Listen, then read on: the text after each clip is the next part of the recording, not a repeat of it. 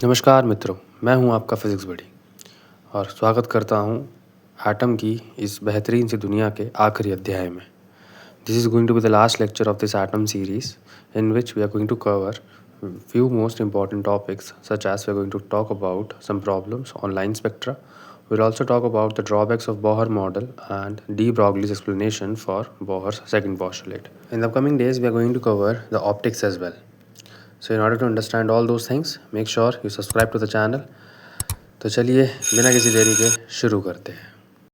Bohr model को detail में समझा। हमने इलेक्ट्रॉन ट्रांजिशन कैसे होता है उसके बारे में डिटेल में बात करी और हाइड्रोजन स्पेक्ट्रम हमने देखा कि जब इलेक्ट्रॉन ट्रांजिशन ले रहा होगा डिफरेंट डिफरेंट ऑर्बिट से डिफरेंट ऑर्बिट में, तो उस दौरान जो इलेक्ट्रोमैग्नेटिक वेव निकलेगी, वो वेव की वेवलेंथ क्या होगी, उसकी फ्रीक्वेंसी क्या होगी, हमने एक एक करके इन सारी चीज़ों को डिटेल में समझा। और ट्रांजिशन कैसे कैसे होता है इसके बारे में भी हमने बात करी। तो लाइमन सीरीज के लिए जो इलेक्ट्रॉन है वो सेकंड से कहीं पे भी हो फर्स्ट में आना चाहिए। बाल्मर के अंदर सेकंड में आना चाहिए, पाशन में थर्ड में आना चाहिए, ब्रैकेट में फोर्थ और पी फंड में फिफ्थ में आना चाहिए।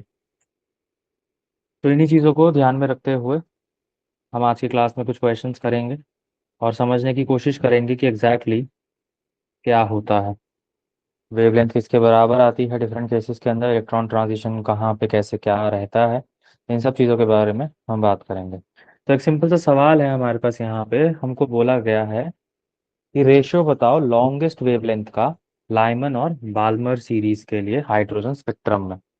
अब लॉन्गेस्ट वेवलेंथ का मतलब क्या है, सबसे पहले तो हमें ये समझ आना चाहिए। लॉन्गेस्ट वेवलेंथ का मतलब है कि जो ट्रांजिशन हो रहा है ना, वो उस ट्रांजिशन से लॉन्गेस्ट वेवलेंथ कब आएगी। अब सिंपल तो समझो जरा इस चीज को, एक बार वापस से इस वाले डायग्राम पे चलते। तो अगर ट्रांजिशन सेकंड से फर्स्ट में हो रहा है और वहीं पे ट्रांजिशन अगर मैं कहूँ सिक्स्थ से फर्स्ट में हो रहा है, तो एनर्जी किस केस में ज़्यादा रिलीज होगी, पहले तो इसके बारे में ज़रा सोचते हैं हम। हमने क्या पढ़ा था कि एनर्जी जो होता है वो बराबर होता है negative of 13.6 by n square, electron volts में था ये फॉर्मूला। तो जितना ज़्यादा एनर्जी अगर मैं एनर्जी निकाल रहा हूँ, डेल्टा ई निकाल रहा हूँ ट्रांजिशन के लिए, तो इस केस में जितना पास होगा इलेक्ट्रॉन उतना ज़्यादा हमें एनर्जी देखने को मिलेगा। तो इस क्वेश्चन के अंदर अगर हम समझे, हमसे पूछा गया लॉन्गेस्ट वेवलेंथ का रेशियो बताओ लाइमन सीरीज के लिए। तो लाइमन सीरीज के लिए लॉन्गेस्ट वेवलेंथ कब आएगी, जब ट्रांजिशन हो रहा हो N2 से N1 में। तो इसके लिए लाइमन सीरीज के लिए ये लॉन्गेस्ट वेवलेंथ देगा मुझे ये वाला ट्रांजिशन। सिमिलरली अगर मेरे को बाल्मर सीरीज के लिए पूछ रहा है यही सेम चीज, तो जो ट्रांजिशन है ना, वो ट्रांजिशन होना चाहिए 3 से 2 में। बाल्मर सीरीज के अंदर इलेक्ट्रॉन सेकंड ऑर्बिट में आता है और लाइमन सीरीज के अंदर इलेक्ट्रॉन फर्स्ट ऑर्बिट में आता है। तो फॉर द लॉन्गेस्ट वेवलेंथ हम ये वैल्यूज का इस्तेमाल करेंगे और वेवलेंथ निकालने की कोशिश करेंगे। तो अगर तुम्हें याद हो, लास्ट क्लास में हमने पढ़ा था कि जो 1/λ होता है वो बराबर होता है R times 1/n f² minus ni²। So this was the formula which we derived in the last class to find out the wavelength। तो इसी फॉर्मूले को हम यहाँ पे अप्लाई करेंगे और देखेंगे कि कैसे एनर्जी को कैलकुलेट किया जा सकता है। Here it is।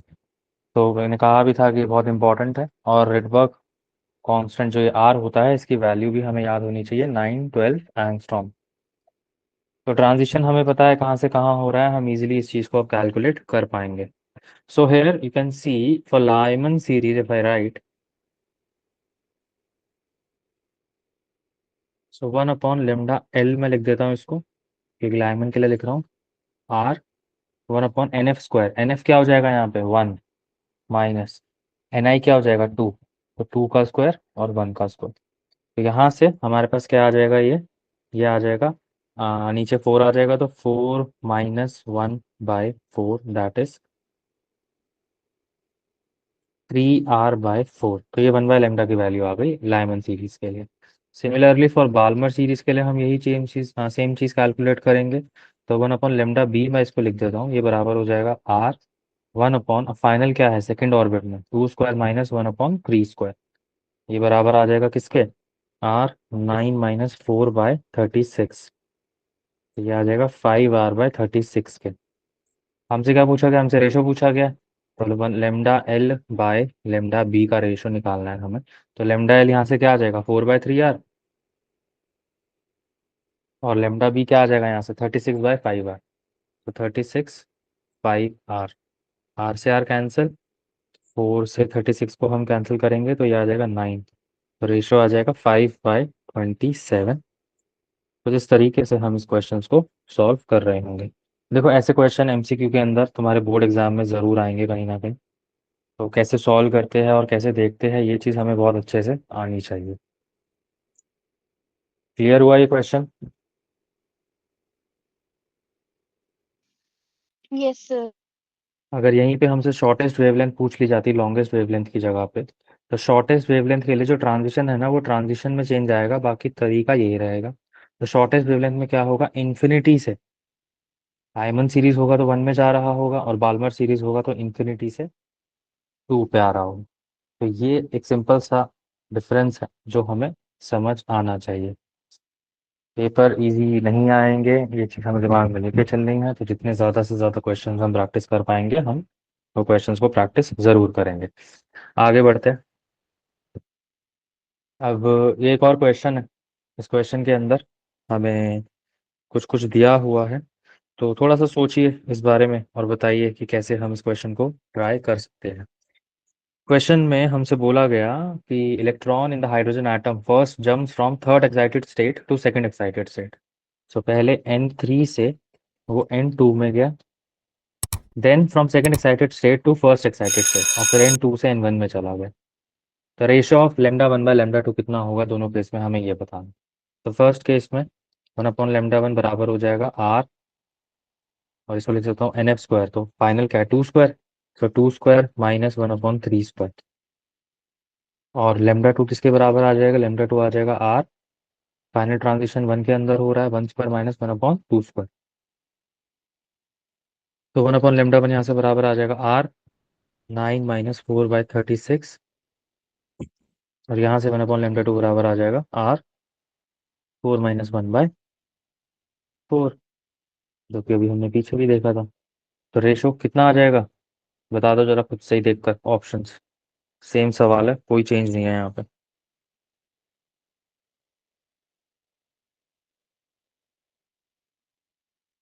λ1/λ2 का रेशो किसके बराबर आएगा बताइए।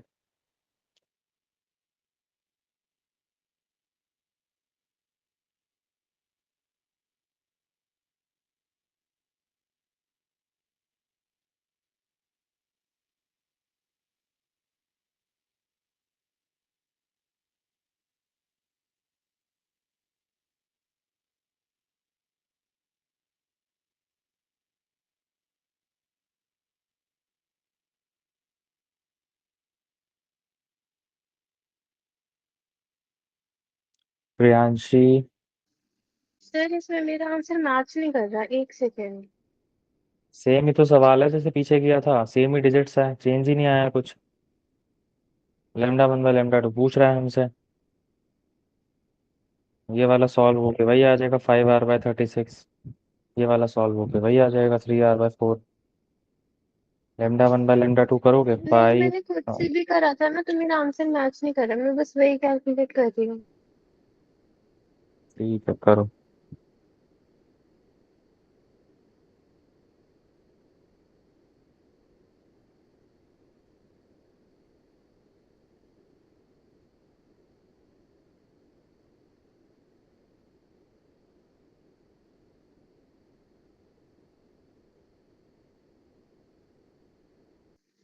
तो जो चीज़ हाँ हमने लास्ट बताओ, क्वेश्चन में देखी ठीक थी, है। सेम टू सेम वही सवाल है, कोई चेंज नहीं है। चलो इस क्वेश्चन को ट्राई करो, बहुत ही सिंपल सवाल है। जो हमने अभी डिस्कस किया है सेम उसी तरीके से निकालना है, और सबसे अच्छी बात कि आर की वैल्यू डालनी भी नहीं है। तो हम बिना आर की वैल्यू डाले ही आंसर निकाल सकते हैं। जल्दी से सॉल्व करो और बताओ क्या आंसर आएगा।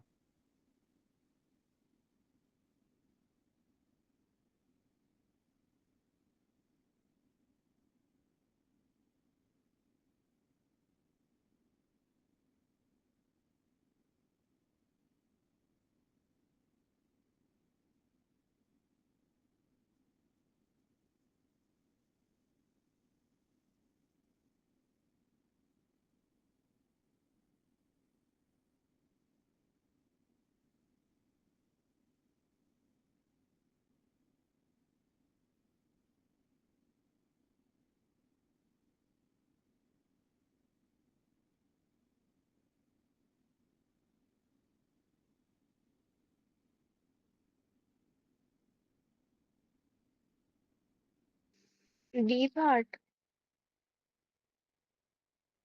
सही जवाब, कॉन्ग्रेचुलेशंस।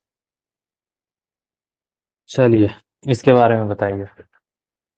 जो इलेक्ट्रॉन ट्रांजिशन है वो थर्ड ऑर्बिट से सेकंड ऑर्बिट में हो रहा है, तो वही हमसे वेवलेंथ पूछ रहा है। अभी अभी हमने किया था, थर्ड ऑर्बिट से सेकंड ऑर्बिट के लिए वेवलेंथ कितना आता है, पिछले वाले क्वेश्चन में भी देखा था। थर्ड से सेकंड में 5r/36। ये लो, सॉल्व करने की जरूरत भी नहीं है।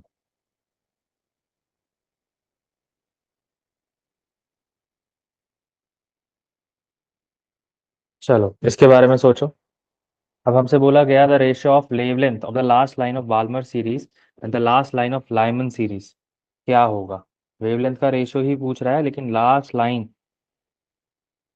का मतलब क्या है, यहाँ से इसको जरा समझो। लास्ट लाइन का मतलब भी यहाँ पे वही है कि इन्फिनिटी से उसके गिवन ऑर्डर में जाए। जैसे लाइमन सीरीज के लिए क्या होगा कि इन्फिनिटी से 1 में जा रहा है, और बाल्मर के लिए इन्फिनिटी से 2 में जा रहा है।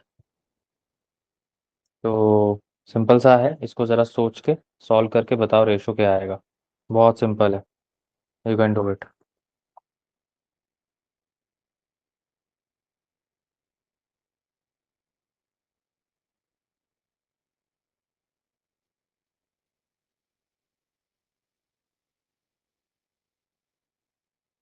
1/∞ 0 होता है।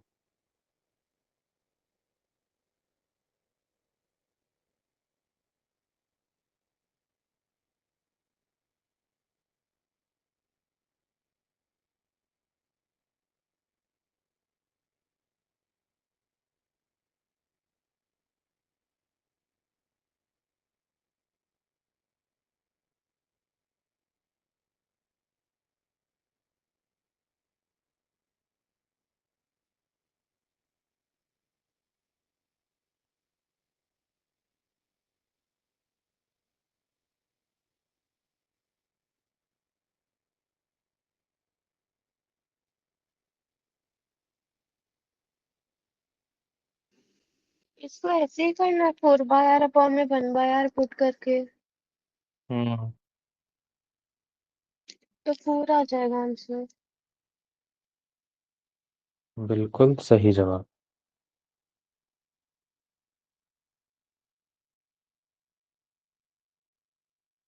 प्रोसेस याद रखना है, कैसे क्वेश्चन सॉल्व कर रहे हैं, we can easily do it. चलिए, इस क्वेश्चन को करके बताइए।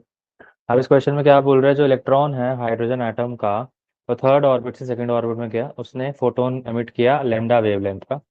वही इलेक्ट्रॉन जब फोर्थ ऑर्बिट से थर्ड ऑर्बिट में आया, तो उसने जो वेवलेंथ एमिट करी होगी वो कितनी होगी, लैम्डा के टर्म्स में बतानी है। ट्राई कर सकते हो, कोई ज़्यादा मुश्किल नहीं है, थोड़ा सा दिमाग लगाना है बस। जो पढ़ा है हमने उसी के ऊपर है क्वेश्चन, कुछ अलग नहीं है। पहले फर्स्ट वाले केस में लेमडा की वैल्यू निकालो कितनी आएगी, और वही लेमडा की वैल्यू को सेकंड वाले केस से निकाल के कंपेयर कर दो, तो हमें लेमडा के टर्म्स में सेकंड वेवलेंथ मिल जाएगी। ट्राई करो, मुश्किल नहीं है ज़्यादा।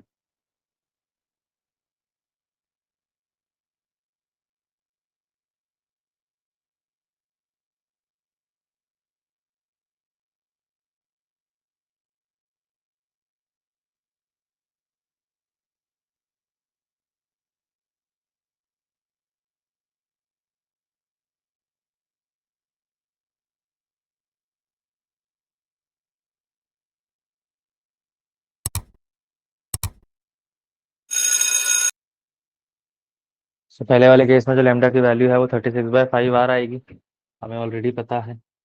अब वही ट्रांजिशन जो हो रहा है फोर्थ से थर्ड ऑर्बिट में हो रहा है, तो 1/λ डैश में कह देता हूँ इसको, जो मुझे निकालना है। आर एज इट इज रहेगा, 4 से थर्ड में हो रहा है, तो 1/3² माइनस 1/4²। इसको सॉल्व करो, और इस वैल्यू को यहाँ सब्स्टिट्यूट करने की कोशिश करना, और लेमडा डैश कितना आएगा उसको निकालने की कोशिश करना, निकल जाएगा, इजी है। सो ये आ जाएगा R16 - 9 divided by 144, which is approximately 7r/144। यहाँ से R की वैल्यू निकालो। सो 36/5 लेमडा यहाँ डाल दो, तो 7/144। आर की वैल्यू आई 36/5 लेमडा। इससे ये कैंसिल हो जाएगा। 3, 12, 4, 7/20 लेमडा। सो लेमडा डैश तुम्हारा आ जाएगा 20 λ/7। Not a part. कैलकुलेशन देखो जरा ढंग से, कहाँ गलती कर रहे हो। तो 20/7 lambda will be the wavelength मैंने C part for he the बोला ट्रांजिशन। था। ए पार्ट नहीं बोला था तुमने? नहीं, मैंने सी बोला था। चलो ठीक है, बहुत बढ़िया। अब इस क्वेश्चन को करके बता दो। हमसे पूछा गया है, given is the value of Rydberg constant 10⁻7 per meter. The wave number of the last line of the Balmer series in hydrogen spectrum will be. Now, first of all, we need to understand that what is wave number. So, wave number होता क्या है? wave number होता है 1/λ। अगर मैं mathematically बात कर रहा हूँ तो 1/λ को ही वेव नंबर बोला जाता है। तो तुमसे अल्टीमेटली यहाँ पे अभी भी 1/λ ही पूछ रहा है, किसके बराबर होगा। अगर जो ट्रांजिशन है वो कहाँ से कहाँ हो रहा है, last line of Balmer series. Last line of Balmer series मतलब सेकेंड ऑर्बिट में आ रहा होगा इलेक्ट्रॉन, लास्ट लाइन का मतलब इंफिनिटी से आ रहा होगा। तो इसको सॉल्व करेंगे तो ये आ जाएगा R/4। तो 1/λ, आर की वैल्यू सब्सटीट्यूट कर देंगे 10⁻7/4। तो ये आ जाएगा 0.25 × 10⁻7 पर मीटर।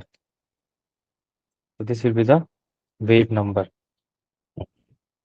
तो बहुत सिंपल सिंपल सवाल होते हैं इस पर्टिकुलर टॉपिक के, कोई ऐसा कोई बहुत ज़्यादा डिफिकल्ट नहीं होते। बस अगर हमें कंसेप्ट अच्छे से आता है तो हम कोई सा भी सवाल इजीली कर लेंगे। That's all. आगे बढ़ते हैं। आज हमें बात करनी है मेजरली एमिशन स्पेक्ट्रम के बारे में, कि एमिशन स्पेक्ट्रम क्या होता है। एमिशन स्पेक्ट्रम से पहले हमने ऑलरेडी एब्जॉर्प्शन स्पेक्ट्रम क्या होता है उसके बारे में बात कर ली है। एब्जॉर्प्शन स्पेक्ट्रम के अंदर होता क्या है कि जब वेवलेंथ किसी भी ट्रांजिशन के दौरान एमिट हो इलेक्ट्रोमैग्नेटिक वेव की, तो जब वो एब्जॉर्ब होती है तो हमें डार्क या लाइट बैंड्स देखने को मिलते हैं। जबकि एमिशन स्पेक्ट्रम में क्या होगा, हमें कॉन्टिन्यूअस एक मिलेगी, वेवलेंथ मिलेगी जिसके अंदर कोई भी गैप नहीं होंगे। और ये जो होता है एमिशन स्पेक्ट्रम, ये सॉलिड्स या लिक्विड्स की वजह से एमिट होता हुआ हमें नजर आता है। दोबारा से एक बार बोहर मॉडल को याद करते हैं, समझते हैं कि बोहर ने क्या बोला था। तो इसको कनेक्ट करने के लिए रदरफोर्ड के मॉडल के ऊपर वापस चलते हैं, जो रदरफोर्ड का ड्रॉबैक था। तो रदरफोर्ड ने एक चीज जो कि वो नहीं समझा पाया, कि जब इलेक्ट्रॉन रिवॉल्व कर रहा होगा सर्कुलर ऑर्बिट में न्यूक्लियस के अराउंड, तो एनर्जी क्यों एमिट नहीं हो रही, इस चीज को वो नहीं बता पाया। तो बोहर ने बोला कि वो स्पेशल ऑर्बिट में रिवॉल्व करते हैं जिसकी वजह से कोई भी एनर्जी रिलीज नहीं होती। लेकिन बोहर ने कहा कि ऐसा सिर्फ इसलिए नहीं है कि वो सर्कुलर मोशन में है या ऑर्बिट स्पेशल है। एनर्जी जो है वो रेडिएट होगी, इलेक्ट्रोमैग्नेटिक वेव रिलीज होगी जब इलेक्ट्रॉन ट्रांजिशन कर रहा होगा। तो एक ऑर्बिट से दूसरी ऑर्बिट में जब इलेक्ट्रॉन ट्रांजिशन कर रहा होगा, तो उस दौरान हमें इलेक्ट्रॉन की वजह से कुछ ना कुछ एनर्जी निकलती हुई जरूर नजर आएगी इलेक्ट्रोमैग्नेटिक वेव की फॉर्म में। तो बोहर ने इस चीज को वेरीफाई करने के लिए हाइड्रोजन एटम के इलेक्ट्रॉन ट्रांजिशन की स्टडी करी। इसके बेसिस पे उसने हाइड्रोजन स्पेक्ट्रम दिया पूरा का पूरा। मैंने तुम्हें लास्ट क्लास में ये चीज बताई थी कि हाइड्रोजन स्पेक्ट्रम ही नहीं है सिर्फ, हम ये स्पेक्ट्रम हर एक एलिमेंट के लिए निकाल सकते हैं, क्योंकि इलेक्ट्रॉन ट्रांजिशन हर एक एलिमेंट में होगा। तो एब्जॉर्प्शन स्पेक्ट्रम हमें जनरली देखने को मिलता है गैसेस के लिए। वहीं पे अगर मैं गैसेस के अलावा सॉलिड या लिक्विड की बात करूंगा, उससे जो मुझे स्पेक्ट्रम मिलेगा उसे एमिशन स्पेक्ट्रम बोलेंगे, और ये होगा कॉन्टिन्यूअस एमिशन स्पेक्ट्रम। तो दैट इज द डिफरेंस। तो ये लॉजिकली क्लियर होना चाहिए कि दोनों में डिफरेंस क्या है।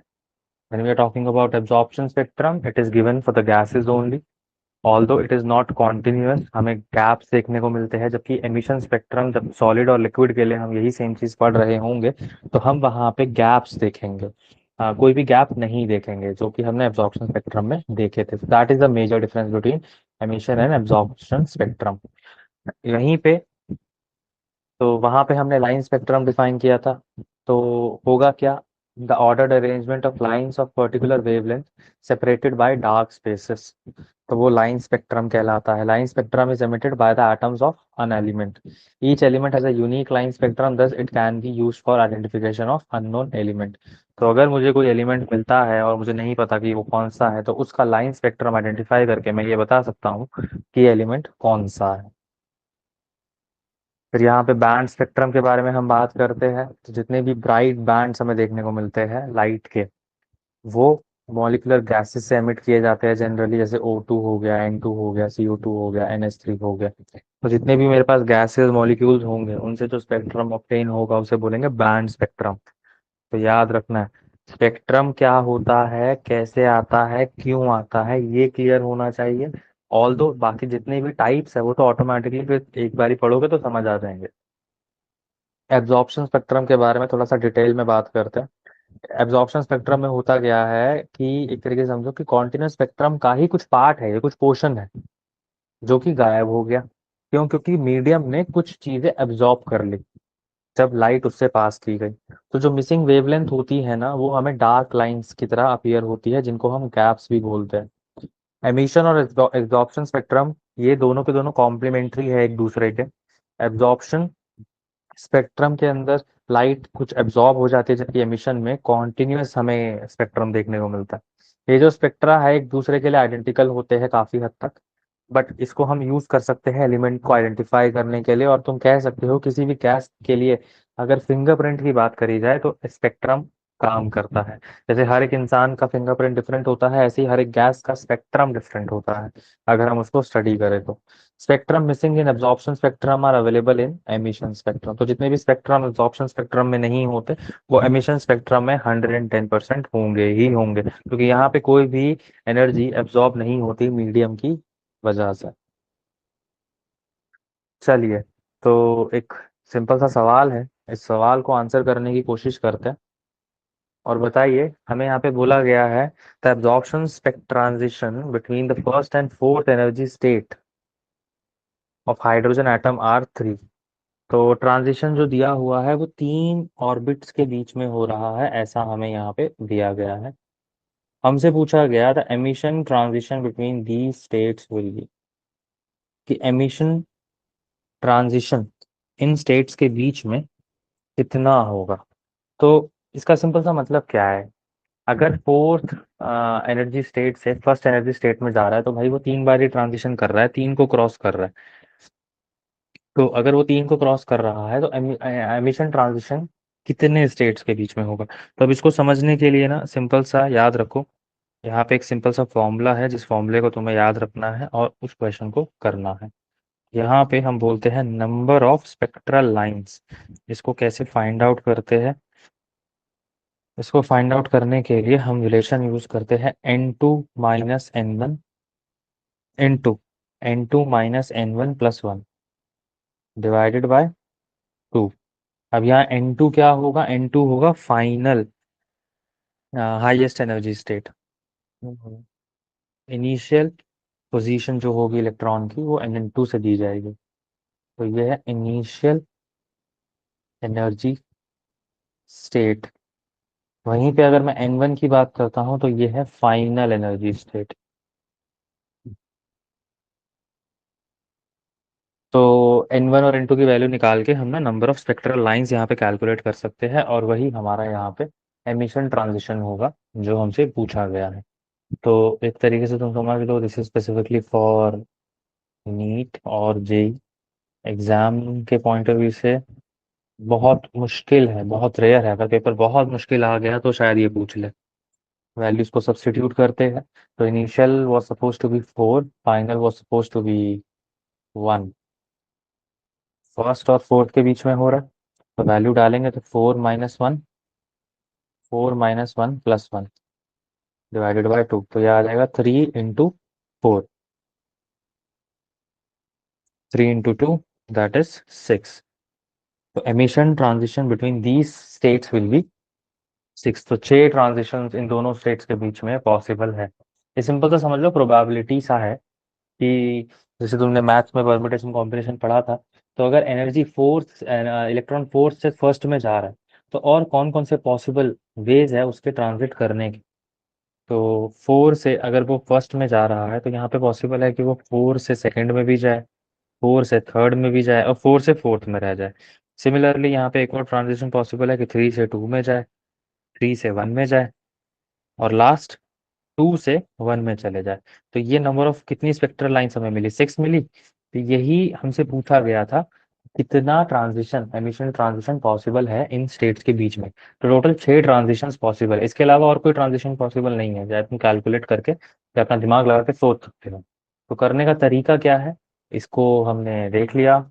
और अगर वैसे याद ना आए ये फॉर्मूला, तो ये लॉजिक लगाना कि ट्रांजिशन कितने पॉसिबल ट्रांजिशन यहाँ पे हो सकते हैं अगर इलेक्ट्रॉन फोर्थ से फर्स्ट में जा रहा है तो फोर्थ से फर्स्ट में जा सकता है, सेकंड में जा सकता है, थर्ड में जा सकता है। ये भी पॉसिबल है कि थर्ड से फर्स्ट में चले जाए, थर्ड से सेकंड में चले जाए, और ये भी पॉसिबल है कि सेकंड से फर्स्ट में चले जाए। तो 4 और 1 के बीच में ही रहना है हमें, उसके आगे पीछे नहीं जाना। क्लियर हुआ? Yes sir.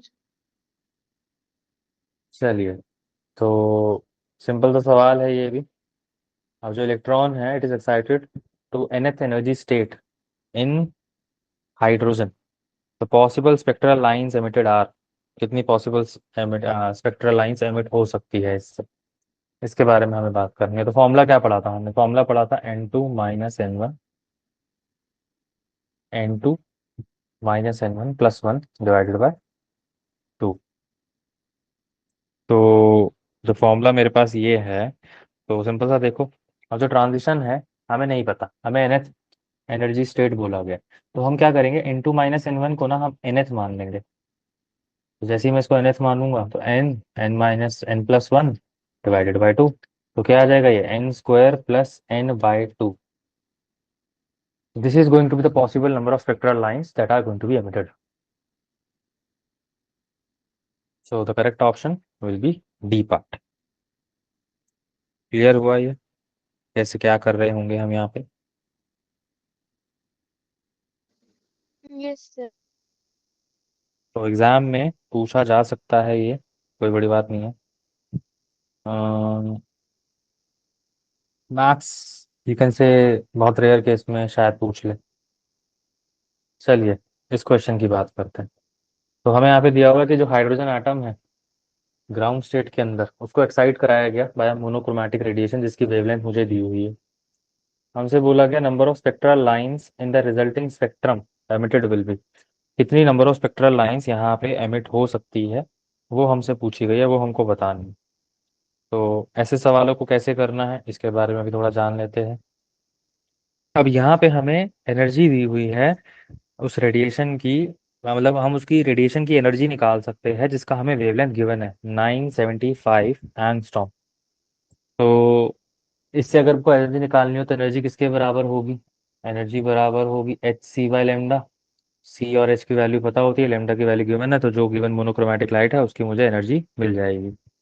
लेकिन हमें क्या निकालना है, हमें निकालना है एन की value, total number of spectral lines कितने पॉसिबल होंगे इस डी एक्साइटेशन के दौरान।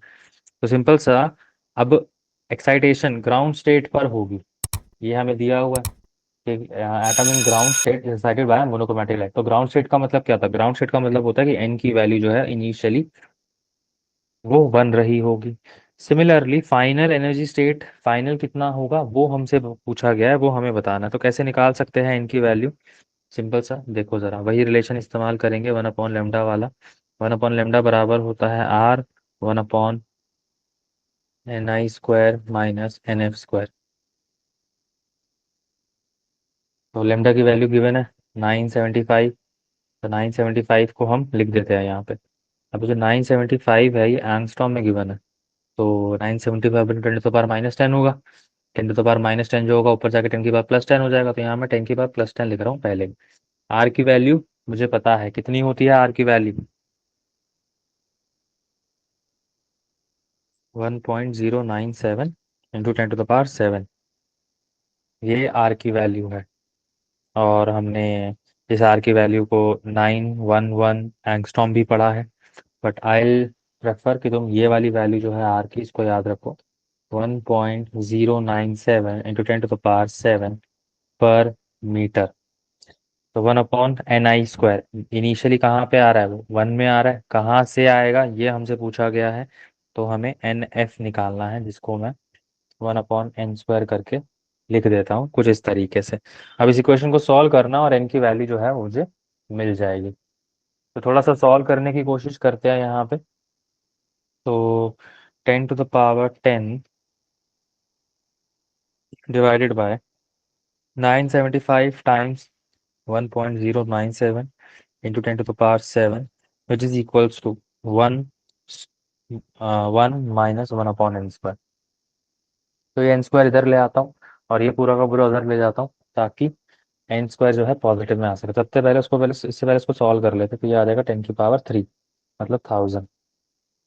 तो जितना मुझे लगता है ये जो अप्रोक्सीमेट नंबर आएगा 975 इंटू 1.097 ये शायद 1000 के अप्रॉक्स ही आएगा। करके देख लेते हैं इसको। तो 975 into 1.097 is approximately 1000 divided by 1069.57 1 plus 1 by n square plus नहीं माइनस। हमें तो n स्क्वायर की वैल्यू निकालनी है यहाँ पे, तो n स्क्वायर की वैल्यू निकालने के लिए क्या करेंगे, 1 अपॉन n स्क्वायर उधर आ गया 1 माइनस 1000 डिवाइडेड बाय 1069 अप्रोक्सीमेटली दे देता हूँ 1069। तो यहाँ से आ जाएगा 1 अपॉन n स्क्वायर बराबर 1069 माइनस 1000 डिवाइड बाय 1069। तो n स्क्वायर बराबर आ जाएगा 1069 divided by 69 whole under root में, अगर मैं n की वैल्यू निकाल रहा हूँ। तो इसको हम सॉल्व कर देंगे विच इज अप्रोक्सीमेटली। अब यहाँ पे ना आंसर जो है वो निकालना ज़्यादा दिक्कत होती है इसीलिए क्योंकि कैलकुलेशन थोड़ी टफ हो जाती है, क्योंकि तुम कैलकुलेशन से ज़्यादा डील कर रहे होते हो। तो ये अप्रोक्सीमेटली ना रूट 16 के बराबर आता है, और अगर n अप्रोक्सीमेटली रूट 16 के बराबर आ रहा है मतलब n अप्रोक्सीमेटली किसके बराबर आ रहा है, 4 के बराबर। तो ये इस क्वेश्चन का आंसर होगा 4। लेकिन हमसे सिर्फ इतना ही नहीं पूछा गया, हमसे स्पेक्ट्रल लाइन पूछी गई है। तो जो हमने रिलेशन पढ़ा था पीछे, उस रिलेशन को वापस से अप्लाई करेंगे। तो नंबर ऑफ स्पेक्ट्रल लाइंस निकालने के लिए हमने पढ़ा है कि नंबर बराबर होता है n2 minus n1 n2 minus n1 plus 1 के। So n2 minus n1 plus 1 divided by 2। तो कितना आ जाएगा ये 4 minus 1 that is 3, 4 minus 1 plus 1 that is 3 plus 1 4 by 2। तो ये आ जाएगा 6 के बराबर। तो नंबर ऑफ स्पेक्ट्रल लाइंस अभी भी इस केस में भी कितनी आ रही है, 6 आ रही है। लेकिन प्रोसेस थोड़ा सा अलग था, क्वेश्चन करने का तरीका थोड़ा सा अलग था। वो तरीका ही हमें सीखना है, अगर वो तरीका हमें समझ आ गया तो हम कोई भी क्वेश्चन आसानी से कर पाएंगे। इस क्वेश्चन को जरा ठीक से देखो और आगे बढ़ते हैं। तो बोहर एटॉमिक मॉडल के क्या ड्रॉबैक्स थे, क्योंकि तुमको पता होगा केमिस्ट्री के अंदर तुमने ऑलरेडी पढ़ा है क्लास 11th में कि बोहर का मॉडल भी हमने एक्सेप्ट नहीं किया था। वो भी एटम के स्ट्रक्चर को देने के लिए 100% कैपेबल नहीं था। इसीलिए उसके बाद एक और मॉडल आया एटम का जिसको हम बोलते हैं quantum mechanical model of an atom, जिसको हम आज अभी तक एक्सेप्ट करके बैठे हैं। तो ड्रॉबैक्स क्या थे एक बार जरा उनको समझ लेते हैं। सबसे पहली चीज, वो काफी सारे एटम्स का स्पेक्ट्रम एक्सप्लेन नहीं कर पाया, जबकि बाकी एटम्स के अंदर अगर एक से ज़्यादा इलेक्ट्रॉन आ जाएंगे तो उसके स्पेक्ट्रम को एक्सप्लेन करना पॉसिबल नहीं था। तो वो सबसे बड़ा ड्रॉबैक था पहली बात तो, इसलिए इसको एक्सेप्ट नहीं किया गया world wide. It fails to account for the finer details of hydrogen spectrum observe using sophisticated spectroscopic techniques. तो बहुत सारी चीज़ें हम अभी भी डिटेल्स नहीं दे पा रहे थे बाकी सारे एटम्स के बारे में, बाकी सारे स्ट्रक्चर्स के बारे में। यहाँ तक कि जितना भी ज़्यादा पॉसिबल हाई टेक्नोलॉजी हम यूज़ करते हैं फिर भी काफ़ी सारी डिटेल्स जो थी वो मिसिंग। सबसे इम्पोर्टेंट ड्रॉबैक ये था कि वो जीमन और स्टार्क इफेक्ट एक्सप्लेन नहीं कर पाया। जीमन और स्टार्क इफेक्ट क्या होता है, सिंपल सा इस चीज़ को इस तरीके से समझो कि जब स्पेक्ट्रल लाइंस स्प्लिट होते हुए नजर आए हमें मैग्नेटिक और इलेक्ट्रिक फील्ड की प्रेजेंस में, इसी को जीमन और स्टार्क इफेक्ट बोलते हैं। स्पेक्ट्रल लाइंस मैग्नेटिक और इलेक्ट्रिक फील्ड की प्रेजेंस में स्प्लिट होती हुई नजर आती है which is like very new thing. तो वो चीज़ को एक्सप्लेन करना इसके लिए पॉसिबल नहीं हो पाया। Similarly it could not explain the ability of atom to form molecules by chemical bonding. तो एक सबसे बड़ा पॉइंट जो मिसिंग था कि भाई अगर तुम एक ही इलेक्ट्रॉन के लिए सब कुछ एक्सप्लेन करोगे तो भाई जो बॉन्डिंग के दौरान, मॉलिक्यूल की बॉन्डिंग के दौरान जब मॉलिक्यूल बनता है तो वो बॉन्डिंग हो कैसे रही है उसको तो बिल्कुल ही नहीं एक्सप्लेन कर पाएंगे। तो ये सबके सब ड्रॉबैक्स थे जिसने रदरफोर्ड के मॉडल को भी पीछे कर दिया।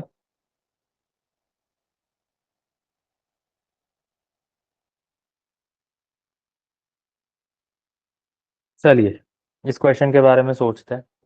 तो क्वेश्चन क्या दिया हुआ है हमें कि जो ट्रांजिशन हो रहा है वो थर्ड से फर्स्ट में हो रहा है हाइड्रोजन लाइक एटम के लिए ही, जिसकी वजह से हमें क्या देखने को मिल रही है, जिसकी वजह से हमें देखने को मिल रही है अल्ट्रा वायलेट रेडिएशन। हमसे पूछा गया इंफ्रारेड रेडिएशन कौन से ट्रांजिशन के लिए देखी जाएगी। अब ऐसे सवालों का आंसर कैसे करना है इस चीज को जरा जान लेते हैं। तो सबसे पहले तो ये जो क्वेश्चन है ना कहीं काफी हद तक एनर्जी ट्रांजिशन और इलेक्ट्रोमैग्नेटिक रेडिएशन जो एमिट हो रही है उसके ऊपर लाई कर रहा है। सिंपल सा हमें ये समझना है कि जो अल्ट्रा वायलेट रेडिएशन होती है वो हमें तब मिलती है जब हाई एनर्जी ट्रांजिशन हो रहा हो। क्या हो रहा हो? High energy transition.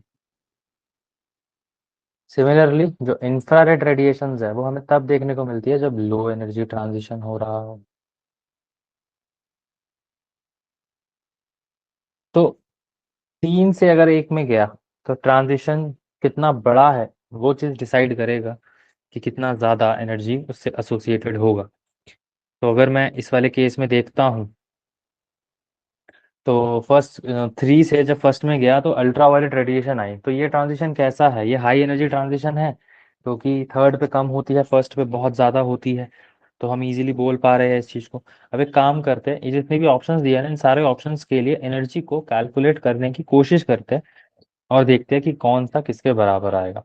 So first case में सेकंड से फर्स्ट में एनर्जी ट्रांजिशन देखने को मिल रहा है। अगर एनर्जी ट्रांजिशन फर्स्ट से थर्ड के केस, फर्स्ट से सेकंड से फर्स्ट वाले के ऑर्बिट में हो रहा होगा, तो जब मैं वेवलेंथ निकालूंगा, लेमडा निकालूंगा, तो जो लेमडा आएगा फर्स्ट केस में वो क्या आ जाएगा?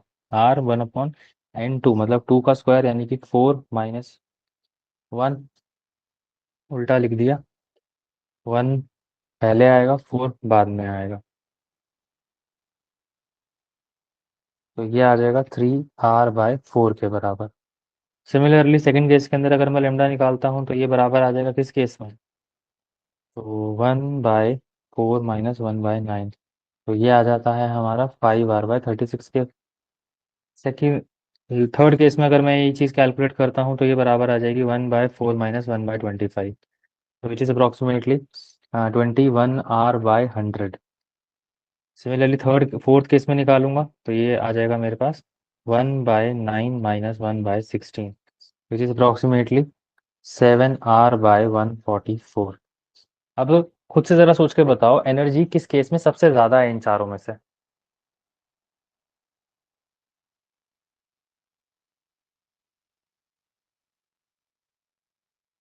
लेमडा की वैल्यू किस केस में सबसे ज़्यादा है ये बताओ। 21R/100। फिर से सोचो। देखो इसको ऐसे समझो, एनर्जी बराबर होती है Hc/λ के, तो मैं कह सकता हूँ एनर्जी जो है वो इन्वर्सली प्रोपोर्शनल लेमडा के, मतलब जिसका लेमडा बड़ा होगा उसकी एनर्जी सबसे कम होगी, है ना कुछ ऐसे। या फिर 1/λ जिसका सबसे ज्यादा होगा एनर्जी उसकी सबसे ज्यादा होगी। तो 1/λ किसका सबसे ज्यादा है ये बताओ देखकर।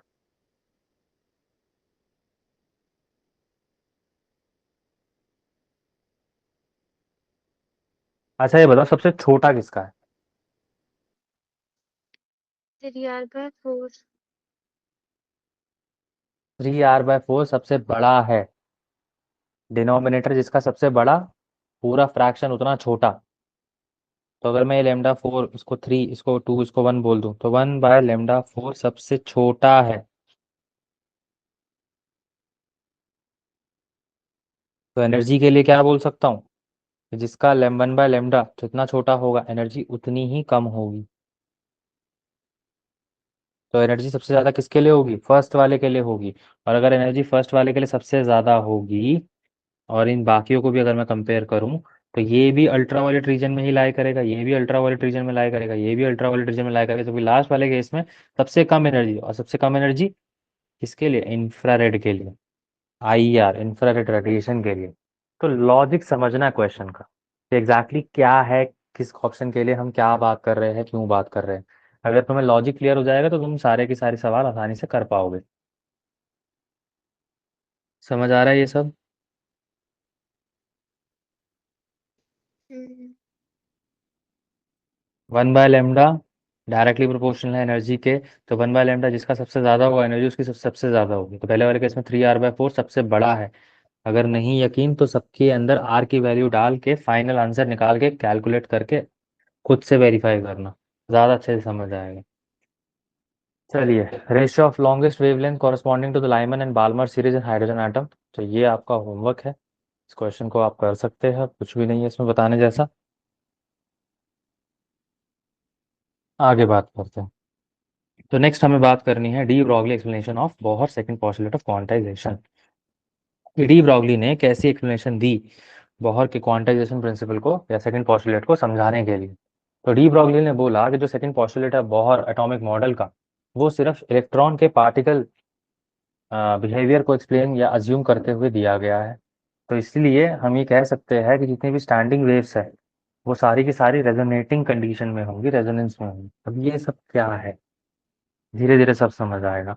तो अकॉर्डिंग टू डी ब्रॉगली, अगर कोई इलेक्ट्रॉन nth सर्कुलर ऑर्बिट में है जिसका कुछ रेडियस आर एन है, तो हम सिंपल सा बोल सकते हैं कि उसमें कितना, यू कैन से उसकी वेवलेंथ कितनी रही होगी। जो उसका सरकमफ्रेंस है 2πr उसकी ऑर्बिट का, ये बराबर होगा n टाइम्स लेमडा के। मतलब जो भी उसकी वेवलेंथ है उसको मल्टीप्लाई कर देंगे वो कौन से ऑर्बिट में है उससे। यहाँ पे n की वैल्यू 1 2 3 पर कुछ भी हो सकती है। कहने का मतलब कि जो सरकमफ्रेंस होगा ऑर्बिट का वो इंटीग्रल मल्टीपल होगा de Broglie wavelength of electron पे, जो कि nth ऑर्बिट के अंदर है। एग्जाम्पल के तौर पे यहाँ से जरा समझो। तो अब सपोज एक इलेक्ट्रॉन है, वो रिवॉल्व कर रहा है। तो अगर इलेक्ट्रॉन रिवॉल्व कर रहा है, तो अगर मैं उसकी ऑर्बिट को देखूं, वेवलेंथ को देखूं, तो वेवलेंथ कुछ ऐसे होती है। एक वेवलेंथ, जो एक वेवलेंथ होती है वो कुछ ऐसे होती है, क्रस्ट प्लस ट्रफ। तो यहाँ पे हम कुछ इस तरीके से एक वेवलेंथ को बता सकते हैं कि एक वेवलेंथ होगी। अभी जो सरकमफ्रेंस है, ये सरकमफ्रेंस किसके बराबर है? 2πr किसके बराबर है? ये बराबर होता है n टाइम्स लेमडा की। कौन सा ऑर्बिट है उससे मल्टीप्लाई कर दो, लेमडा निकल जाएगा। या लेमडा पता तो कई बार होगा, कई बार नहीं पता होगा। तो यहाँ से हमने इसको डिफाइन किया। सिमिलरली पिछले चैप्टर के अंदर हमने बात करी थी, जो डी ब्रॉगली वेवलेंथ होती है वो कुछ इसके बराबर आती है। इस वैल्यू को जब हमने वापस से वेरीफाई करा, स्टडी करा, तो हमें मिला कि जो 2πr है वो NH/mv के बराबर भी हम लिख सकते हैं। एंगुलर मोमेंटम हमने यहाँ पे लिखा, तो mvr जो है वो बराबर आ गया NH/2 के। ये सब चीजें हमने जो पिछली क्लास में पढ़ी थी वो प्रूफ कैसे हो रही है वो हम यहाँ पे देख रहे हैं। तो angular momentum is the integral multiple of h/2π, ये हमने पढ़ा था। तो ये आता कहाँ से है? ये डी ब्रॉगली ने प्रूफ किया था। ये डी ब्रॉगली ने प्रूफ किया अपनी सारी की सारी चीजों को आइडेंटिफाई और समझते हुए। वापस से एक बारी, बोहर थ्योरी की क्या क्या लिमिटेशंस थे? The spectral lines of hydrogen atom are not single lines but each one is collection of several closely spaced lines. The structure of multi electron atoms is not explain, this is a major drawback. तो exam में अगर आएगा तो हम इस point को ध्यान में रखते हुए आंसर करेंगे। Similarly, no explanation for using the principle of quantization of angular momentum.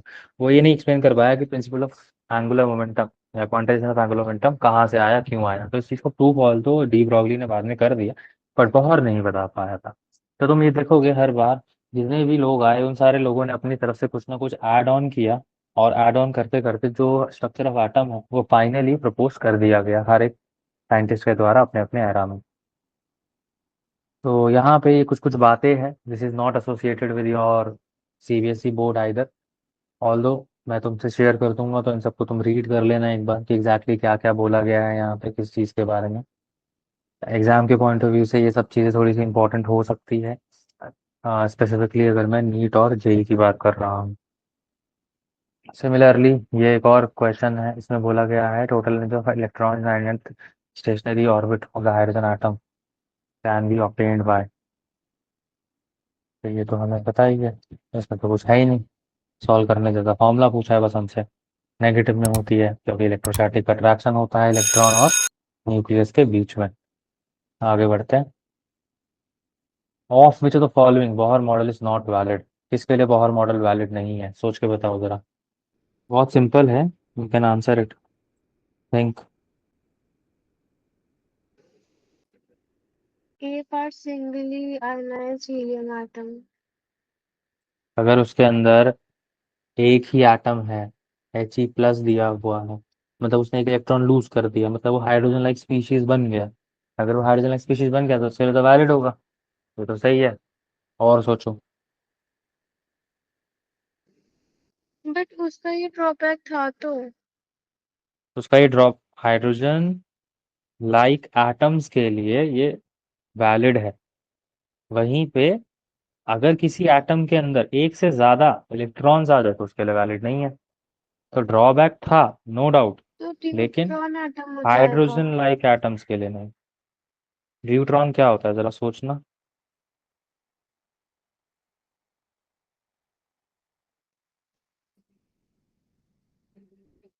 हमने फ्लूइड। आइसोटोप पढ़े थे।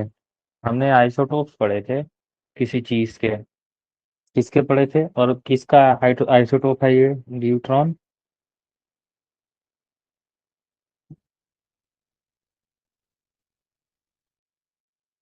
देखो, singly ionize neon atom Ne+। Neon के अंदर कितने एटम इलेक्ट्रॉन्स होते हैं?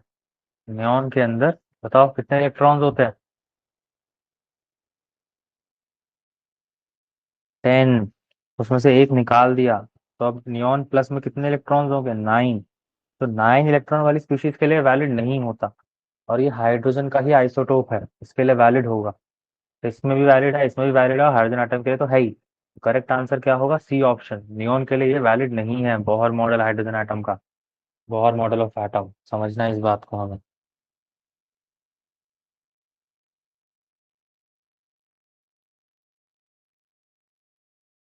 सो that's all for the chapter.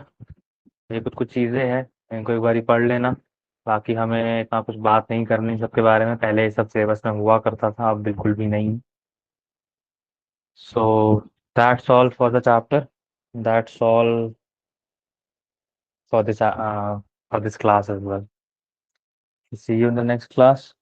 अब मैं तुम्हें बोलूंगा कि जो इसके एनसीईआरटी एक्सरसाइज है, जैसे तुमने डुअल नेचर की सॉल्व करी है वैसे ही एटम्स की भी सॉल्व कर लेना। और किसी भी क्वेश्चन में कोई भी डाउट आए तो पूछ लेना कि ये बता दो कैसे होगा कैसे नहीं होगा। करना ज़रूर है लेकिन।